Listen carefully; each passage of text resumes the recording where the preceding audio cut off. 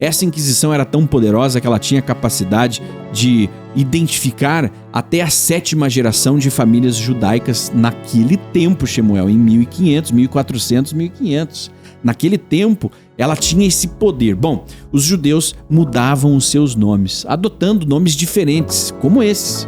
Não eram comuns os nomes Silvas, Santos, nomes de árvore, nomes de objeto, nome de lugares, de funções.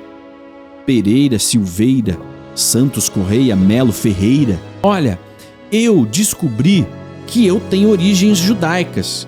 Como é que eu posso saber mais sobre isso? E isso está se tornando um fenômeno no Brasil, Shemuel. Brasileiros que estão se identificando de raízes judaicas. É um novo fenômeno mundial. Os documentos, os processos da Torre do Tombo se tornaram públicos, né? E depois desse trabalho de 1970, do qual a USP, né? A USP foi uma importante instituição que ancorou, né, o trabalho da professora e doutora Anita Nowinski, que trouxe trouxe uma revelação da verdadeira história do Brasil, né? Nós temos aí livros e artigos, além de tudo que se produziu sobre a investigação desses processos. Então, hoje nós temos esse dicionário de sobrenome sefaradi, que nada mais é do que os nomes que constam ali com o mapeamento por onde passaram, como que o Santo Ofício mapeavam esses nomes e sobrenomes, essas famílias, quais eram seus verdadeiros interesses que a Inquisição teve em perseguir esses hereges. Quem eram os hereges? Os hereges eram os cristãos que se afastavam dos dogmas da igreja. Então, a igreja conseguiu estabelecer durante a Idade Média 2 linhas de cristãos: os cristãos velhos e os cristãos novos. Os cristãos novos são todos aqueles que foram convertidos à força. Lembra do ditado entre a cruz e a espada? São estes. No caso, os judeus da Península Ibérica, Espanha e Portugal foram convertidos à força, e o Brasil, recém-descoberto, ou seja, 1497, depois de termos sido expulsos da Espanha de 1492, mais de 400 mil judeus, né? Isso se conta de 100 anos. De 100 anos antes de 1492, né? 400 mil judeus, entre convertidos e expulsos da Espanha, a sua grande maioria foram parar em Portugal. Portugal foram bem recebidos por muito pouco tempo, porque logo o contrato de casamento dos reis católicos Espanha e Portugal iria exigir de Portugal de que convertessem os seus judeus também, ou que os expulsassem. Então Portugal vai abrir uma chamada para que esses judeus se tornem cristãos, se convertam ao cristianismo, para que não tenham que serem expulsos de Portugal também. Bom, a adesão dessa conversão vai ser pouca. Poucos judeus vão se converter, até que a conversão forçada vai acontecer também em Portugal em 1497, exatamente 3 anos antes da descoberta do Brasil pelas expedições de navegação que aconteceram pelo mundo, né? A concorrência que tinha entre Portugal, Espanha, Inglaterra, França, que estavam exatamente explorando e colonizando o mundo. Essa descoberta vai fazer com que esses cristãos novos vejam no Brasil uma oportunidade de liberdade religiosa e de oportunidade de negócios, né? E aí, vêm ao Brasil e vão fazer fortuna. Vão fazer fortuna, inclusive nos livros de Anita Nowinski, nós teremos aí a revelação dos principais brasileiros que se ocuparam da construção do Brasil, sendo cristãos novos, hein, pessoal? Há uma camada de personalidades da história brasileira de que vocês não fazem ideia. São de maioria judeus. E já havia afirmado o grande historiador Sérgio Buarque de Holanda, que é o pai de Chico Buarque de Holanda, que é o historiador que se debruça para escrever a história do Brasil colônia. E ele diz que para cada 4 portugueses que vieram para o Brasil, 3 eram cristãos novos. E aí existe um ditado, Shimon, que as pessoas dizem assim, o Brasil recebeu de Portugal muitos bandidos, né? Portugal só mandou bandidos para cá. É um ditado, né? É um ditado, é uma frase muito repetida, ela não está exatamente no livro de história, mas isso é repetido de uma forma pejorativa. Por quê? Porque logo depois da criação desse ditado vai se descobrir de que quem veio para cá foram de maioria judeus. E esses judeus que não tinham liberdades ali, né? É até um ditado criado pelos próprios agentes da Inquisição, né? A igreja, né? Exatamente. Igreja, porque os jesuítas eram as minorias dos que vieram aqui para evangelizar e catequizar o Brasil. Os índios, né? Porque os índios é os que precisavam serem catequizados. Porque todos os outros portugueses que vieram eram ou cristão velho ou cristãos novos. Agora, Sérgio Buarque de Holanda, ele diz que para cada 4 portugueses, 3 eram cristãos novos. Então, da onde vem o ditado e a afirmação de que Portugal só mandou bandido para cá? Até porque os bandeirantes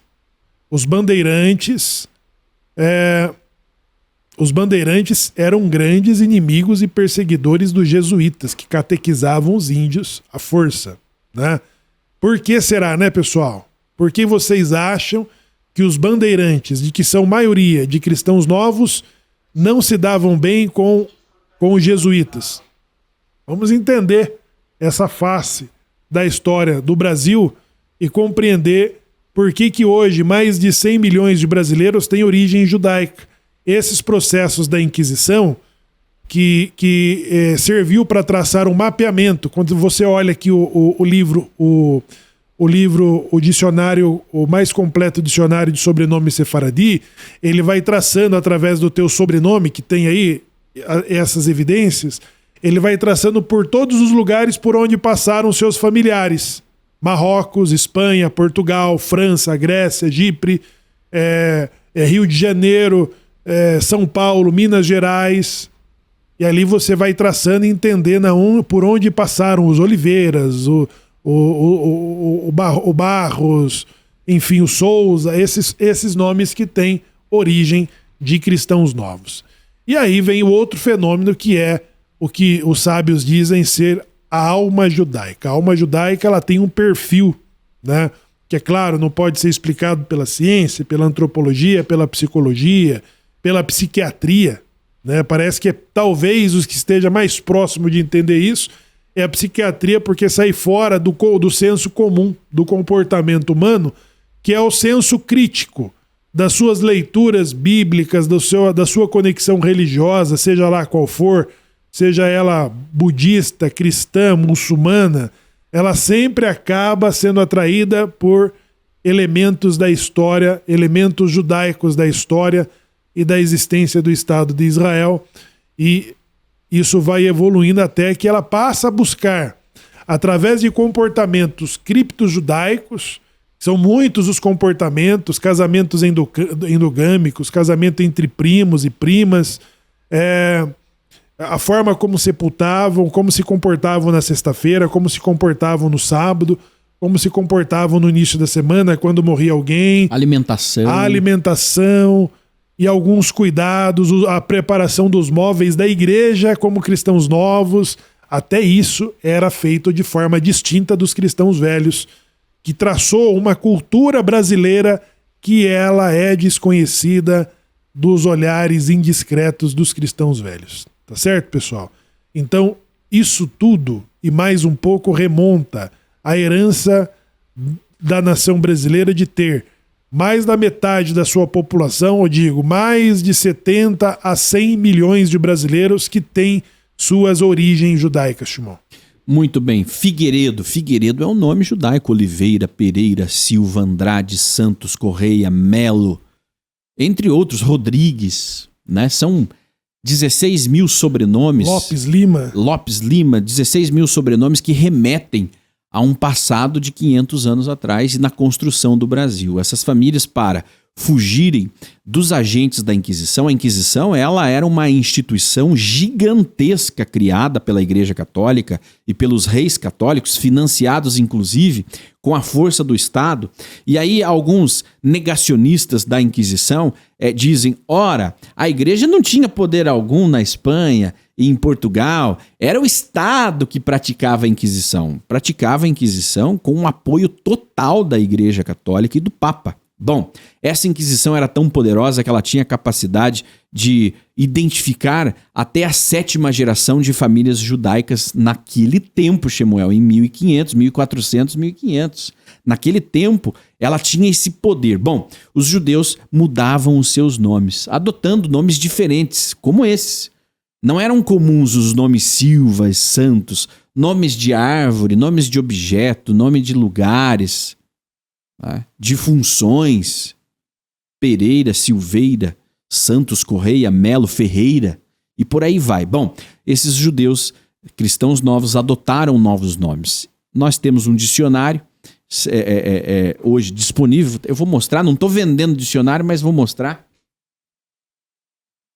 É um dicionário de sobrenomes sefarditas, né? É uma obra acadêmica, inclusive, né, produzida por um dos seus grandes idealizadores, Paulo Valadares, e apresenta 16 mil sobrenomes de judeus sefardis no Brasil. Se a cada 4, 3 eram cristãos novos, eram judeus, hoje nós temos no Brasil cerca de 100 milhões de brasileiros com uma raiz judaica. A metade da população brasileira tem uma ligação direta com o povo de Israel e os judeus estão envolvidos diretamente na construção do Brasil que nós conhecemos. Exato. Né? Há uma raiz muito profunda de judaísmo no Brasil e aí nós entendemos o porquê que o brasileiro ama tanto Israel e o fenômeno das comunidades judaicas emergentes no Brasil, Shemuel. Exato. Então as comunidades emergentes no Brasil estão... É um fenômeno, porque isso não há um incentivo, não há uma instituição que está sendo criada, que está trabalhando em prol disso, porque não há um proselitismo judaico. O judaísmo não faz proselitismo porque não acreditamos que sermos melhores do que cristãos, budistas e muçulmanos. Né? Cada um tem a sua própria conexão com Deus. E tão somente resistimos, né, a qualquer tipo de missionário proselitista que leve ou que tente levar qualquer judeu para sua religião, que é a única resistência que encontramos. Do contrário, nós acreditamos que cada um tem sua contribuição e a sua conexão com Deus. Mas mesmo assim, Shimon, milhões e milhares de brasileiros constantemente estão procurando pelas suas origens. Isso possa ser um senso de incômodo, né? Eles passam a procurar, e aí, é claro que a partir de um sobrenome, de evidências de comportamento, muitos têm até relíquias na família que acabam chancelando essas informações, e essas pessoas acabam por desejar fazendo retorno, conversão, de entrar às comunidades, de fazer parte, de adequar a sua dieta, seu comportamento, seus dias sagrados, seus dias de guardas, como se vestir, como andar. Então os rabinos são sediados, constantemente sediados por esse grande público que deseja orientação, que deseja ser reconectado. E aí, a Associação Anusim Brasil, ela está exatamente trabalhando para atender essas pessoas cuja demanda a comunidade organizada não consegue atender. Então esses encaminhamentos para comunidades emergentes, onde estão se desenvolvendo para uma reintegração cultural e religiosa para as pessoas que decidiram, para as pessoas que estão batendo na porta e falando, eu quero, por favor, eu quero. Não confunda com proselitismo. Você não vê judeus nas esquinas das ruas chamando as pessoas para entrarem às sinagogas e nem para mudarem de religião, né? Então a um cuidado rigoroso sobre a forma como, inclusive, recebemos essas pessoas que estão, né, decididas a mudarem, a retornarem, a se converterem, enfim. Não é nosso papel, nós não temos tribunal rabínico para conversão, mas nós auxiliamos as famílias, as pessoas, ou até comunidades inteiras. Minas Gerais, Nordeste, são muitas e muitas as pessoas que acabam se organizando, né? Acabam se organizando isoladamente para que elas possam atrair todo esse convívio, essas práticas, mesmo não tendo essas informações e essas orientações. Então, o Anuncim Brasil é uma associação cultural e também mantém sinagogas emergentes em importantes capitais, como Brasília, Belém do Pará, Campina Grande, Belo Horizonte, Goiânia, São Paulo, Curitiba, São Luís do Maranhão. Em muitos outros lugares e grandes cidades existem as comunidades que estão acolhendo e recebendo as pessoas que estão buscando por isso, tá certo? Elas estão buscando. Então, as comunidades, elas servem exatamente como uma reintegração cultural e religiosa, porque nós estamos falando de pessoas que, muito embora suas origens, e muitas delas origens remotas, né, distantes, elas foram inseridas há muito tempo dentro de uma tradição ocidental cristã, né, da qual ela mesma decidiu abrir mão para se reaproximar daquilo que ela entende da onde foi tirado. Ou seja, os esforços da Inquisição era exatamente esse, que era o de garantir de que cada judeu que se tornasse um cristão novo, a sua terceira geração nunca mais teria memória do judaísmo, e isso não aconteceu. Nós temos pessoas que estão há 11 gerações e elas têm exatamente memórias como se ontem ela estivesse dentro de uma tradição e de uma cultura milenar judaica. É incrível, pessoal. É isso que a antropologia, a psicologia e a psiquiatria, né? Porque aí nós começamos a pensar que estamos ficando loucos e muitas pessoas acabam tendo essa mesma impressão, né? Que ela acaba tendo uma conexão mesmo distante. E lembrando, hein? A SS, a Gestapo, que fez os esforços da solução final, elas perseguiram a 11ª geração de judeus, de que muitos nem sabiam mais que eram judeus. O Tribunal do Santo Ofício também. O Tribunal do Santo Ofício tinha a sua inteligência e eles conseguiram perseguir até a 7ª geração. E é claro, né, pessoal? Quando se trata de cristãos novos, você sempre tem algo de valor para perseguir nisso, que são a fortuna judaica de muitos desses judeus que a Inquisição acabava alcançando mesmo em outros países, Shimon. Muito bem. Nós temos 2 convites para vocês. Se você quer aprender mais sobre as raízes judaicas do Brasil, com aulas ao vivo, gravadas, se aprofundar, né, nessa temática que está chamando a atenção de milhares de brasileiros, o link do nosso grupo no WhatsApp, do nosso canal no WhatsApp, tá no chat. Você vai clicar ali, vai entrar lá e lá você vai receber as nossas aulas, as informações e tudo mais. Agora, eu vou repetir, né? Então, se você quer aprender sobre as raízes judaicas do Brasil, entender, pesquisar, se aprofundar um pouco mais sobre isso, entre em contato conosco no link que está no chat. Você vai direto para o nosso grupo de WhatsApp. Lá você recebe todas as informações todos os dias.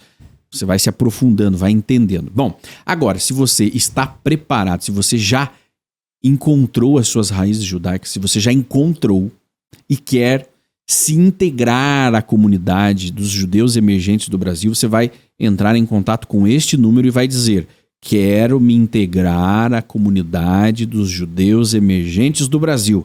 Quero me reintegrar, quero integrar a mim e a minha família aos judeus emergentes do Brasil. Aí você vai mandar uma mensagem para esse número de WhatsApp e você será atendido por um dos nossos especialistas, ok?